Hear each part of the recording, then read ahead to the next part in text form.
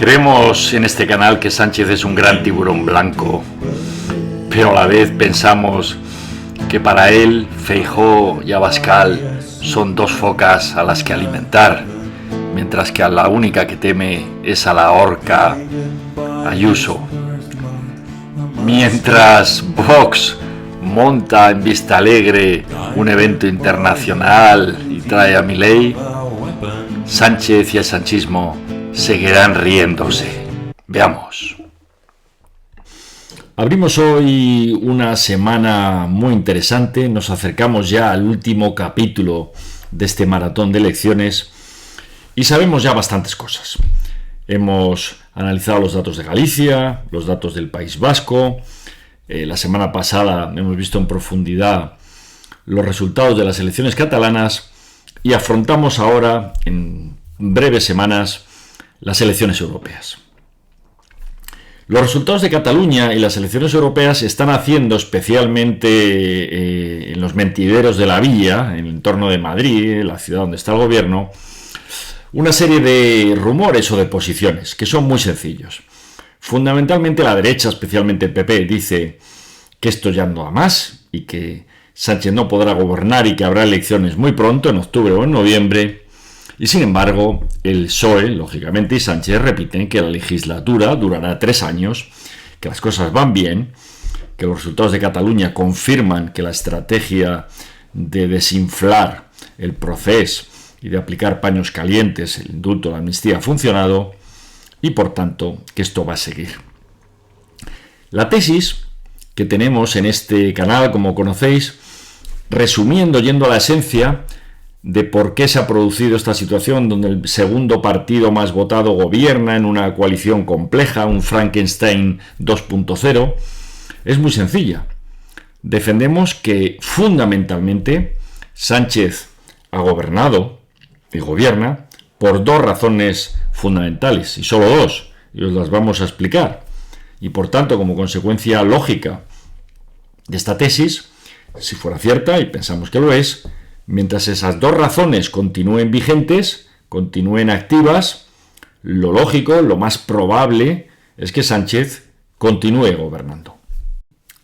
Vamos a analizarlo. Decía que son 2 razones.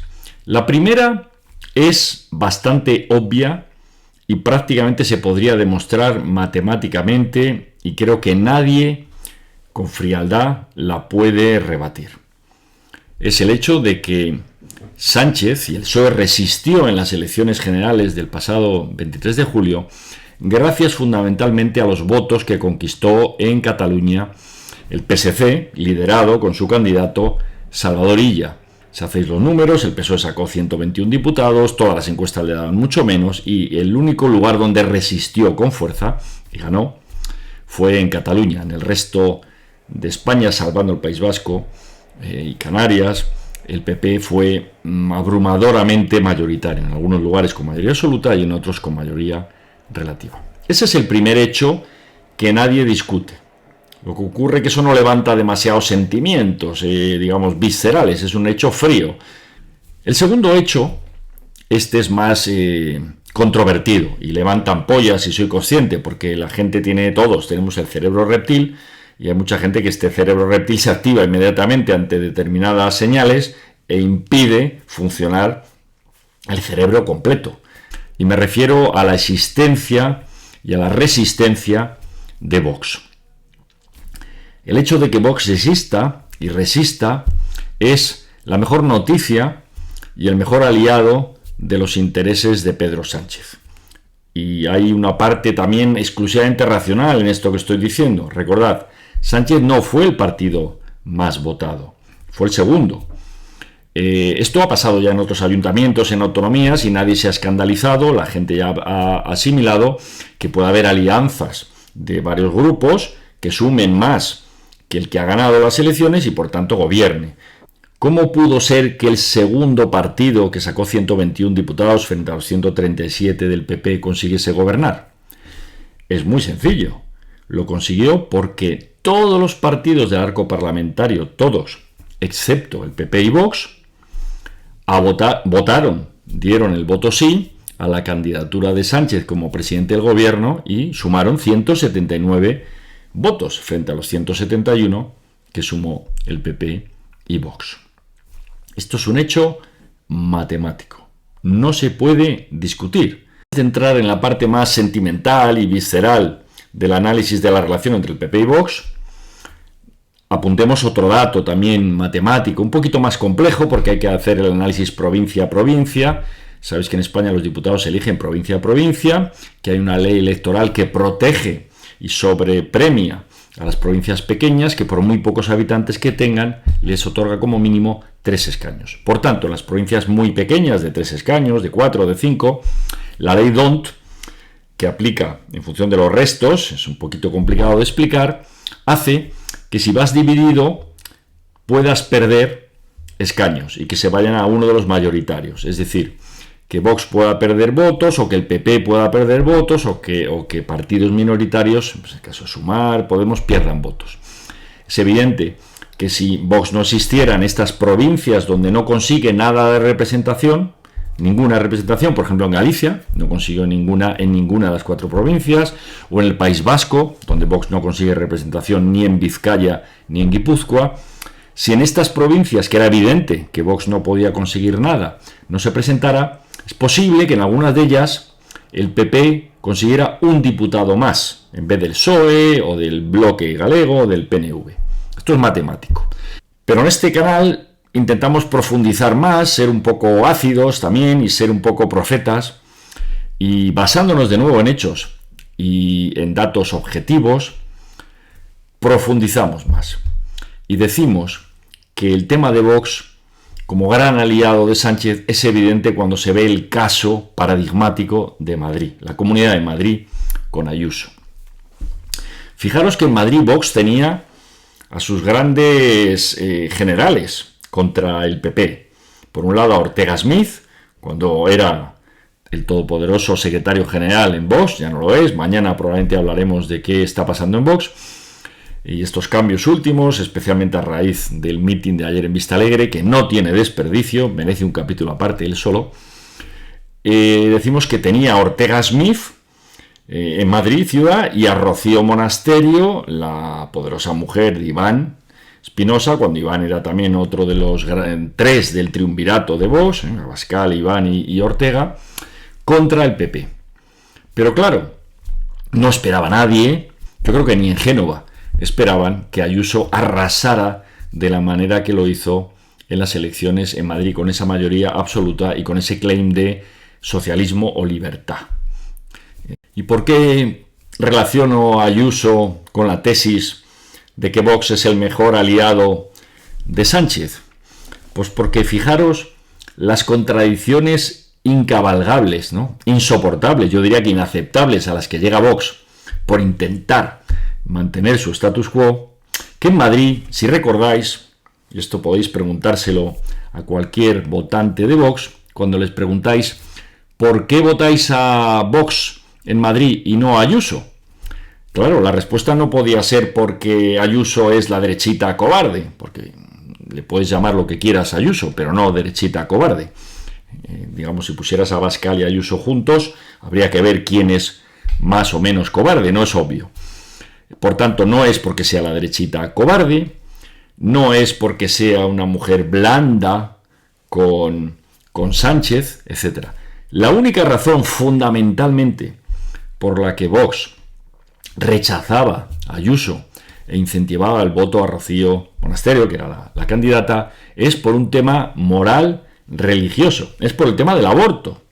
Y los de Vox decían, no se puede votar a Ayuso porque es abortista, defiende la ley del aborto, mientras que Rocío Monasterio, como Abascal, pues defienden que el aborto debía ser ilegal y defensa de la vida, etcétera, etcétera, etcétera. Pero lo que ya demuestra la gran mentira de este sistema de Vox y por tanto por qué se convierte en un aliado de Sánchez, el otro gran mentiroso posiblemente del panorama español, es que uno, Sánchez, miente con bastante astucia y el otro, Vox, se contradice de pleno. De pleno, en un tema sagrado, si eres un católico digamos, coherente, como es el tema del aborto. Vox ha invitado a Marine Le Pen a Vistalegre, y Marine Le Pen ha venido y ha hablado en la tribuna. No ha hablado Ortega Smith, no, ha hablado Marine Le Pen. Y Marine Le Pen ha votado hace pocas semanas que el aborto sea un derecho constitucional en Francia. Es decir, van a poner en Francia, en la Constitución, que el aborto es un derecho. Por tanto, nadie podrá prohibir el aborto, salvo que haya un cambio constitucional. Bueno, pues a una mujer como Marine Le Pen van y la invitan a que hable en Vistalegre. Sánchez no puede estar más contento. Y por si os quedara alguna duda, hoy la prensa claramente nos dice cuál es la estrategia del sanchismo. Todos sabemos que la prensa en España y los medios de comunicación están absolutamente, la mayoría de ellos, o quebrados, la prensa escrita, o viviendo de la publicidad, gracias a que en Televisión Española no hay publicidad, por tanto ganando dinero gracias al gobierno, y por tanto todos los propietarios de los medios están trabajando o para el PP, o para el PSOE, o para los dos a la vez, como hacen los más inteligentes, que son los de la tele, que tienen un canal que apoya al PP y un canal que apoya al PSOE. Tanto el Grupo Planeta como los italianos. Ya sabéis, pues en una tele siempre es pro PP y en la otra pro PSOE. Y lo mismo pasa en la prensa. Y todos sabemos que El País es el periódico oficial del PSOE y El Mundo, más ahora, pues es el periódico oficial del PP. Pero vamos al País. El periódico más importante, por lo menos el de más tirada, que más se lee en España. El País hoy no tiene desperdicio, porque nos está gritando entre líneas cuál va a ser la estrategia del PSOE para estas elecciones europeas. Gritando entre líneas. Y os voy a poner el titular, hoy en portada del País, que lo tenéis aquí. Que casi dobla su presencia en Europa, el PSOE resiste, aguanta y Vox se multiplica. Impresionante. No se puede decir más con menos palabras. Luego, si veis los datos ya de la encuesta, los tenéis aquí en este gráfico, podéis ver también dos mensajes adicionales. En total, el PSOE, a través del País, nos está lanzando a la opinión pública española los siguientes mensajes, que como veréis son perfectos para los intereses de Pedro Sánchez y de sus aliados.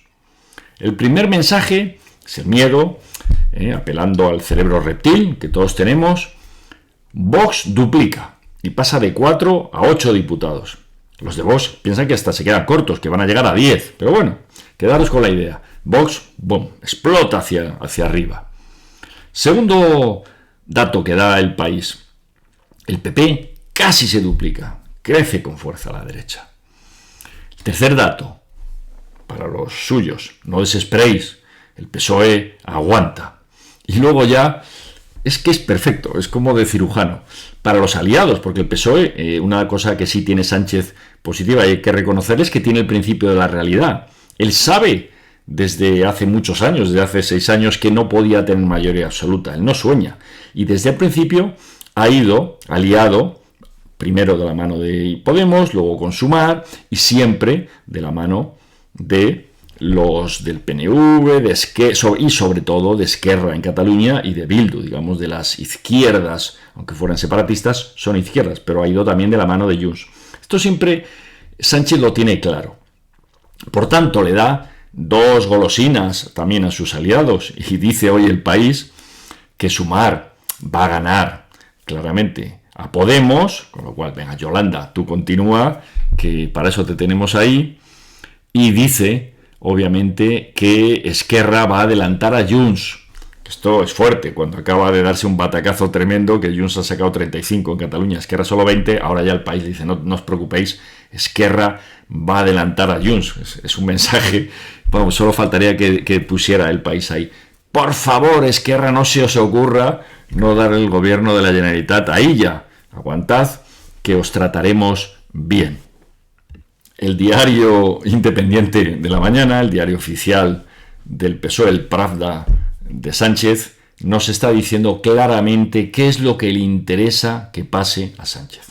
Le interesa que Vox crezca, porque el miedo a Vox hará que siempre todos los partidos regionalistas, sean separatistas o no, van a votar antes a Sánchez como presidente de gobierno que a una alianza PP-Vox, siempre.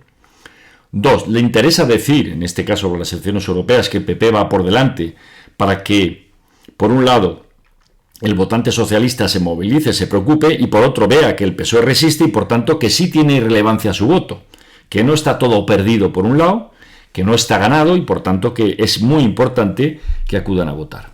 Y de la misma manera anima a sus socios, sobre todo a Esquerra y a Sumar, para que luchen y peleen y que por tanto la suma de lo que llama Sánchez las fuerzas progresistas sumen más que las fuerzas que él llama conservadoras y la ultraderecha. Este es el objetivo de las europeas. No es que a nadie le importe, porque en el fondo a Sánchez o a Feijóo le da igual tener 23 diputados en Bruselas o tener 18. Eso es una cuestión. Ellos utilizan Bruselas en general como cementerio de elefantes. Allí mandan a los viejas glorias del partido que quieren que estén contentas y que no protesten, y pues ganando dinerito, trabajando poco o nada y sin molestar, y dando al botón de votar pues lo que digan las fuerzas que mueven Europa. Y como sabéis, a la hora de votar, el 90% prácticamente de todo lo que se vota en Europa, PP y PSOE dan al mismo botón, sí o no, el mismo botón. No hay diferencias entre el PP y el PSOE. En esto tiene bastante razón los movimientos que quisieron desbordar el sistema, ¿no? Cuando decían que el PP y el PSOE, la misma M, son.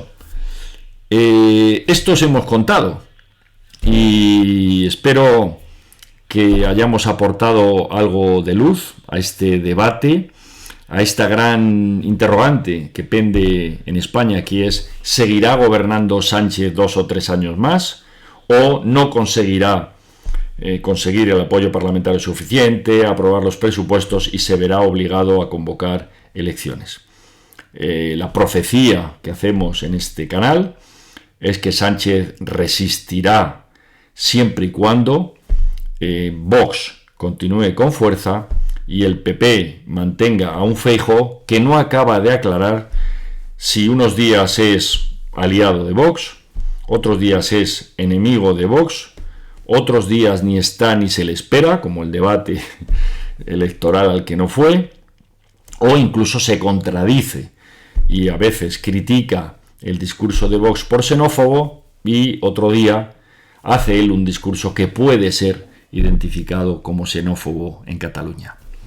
Mientras sigan estos dos grandes personajes, Feijóo y Abascal, la tesis de nuestro canal es que Sánchez seguirá gobernando España. ¿Podrá Ayuso ser la alternativa? ¿Necesitará la oposición tener un ticket, Ayuso más Juanma Moreno, por ejemplo, para compensar, digamos, las aristas que Ayuso puede tener en otros territorios de España? No lo sabemos. Lo que sí sabemos es que hoy por hoy Sánchez se ríe y disfruta con actos como el de Vistalegre de ayer. Mañana continuamos, libre pensadores.